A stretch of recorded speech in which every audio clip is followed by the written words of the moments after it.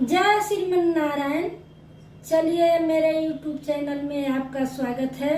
तो आज मैं आपको भोले बाबा के कांवर के गीत सुनाने जा रही हूँ। सावन महीना तो चल ही रहा है, तो उसमें बाबा का कांवर तो बहुत ही महत्व रखता है। सब लोग देख रहे हैं कि इतना शोरगुल मच रहा है भाई, कोई ऐसे जल लेके जा रहा है, कोई ऐसे जा रहा है। तो चलिए, आप लोग भी मेरे कांवर गीत में बाबा के शामिल होइए। और मैं आप लोग को गंगा जल लेके बाबा के साथ चलने के लिए गीत के भाव में आप लोग को कह रही हूँ।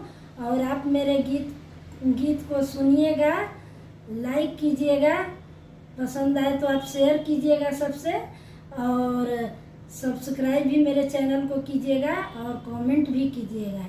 तो चलिए, अब आप बाबा के कांवर गीत में शामिल हो जाइए और आप भी कुछ गुनगुनाइए।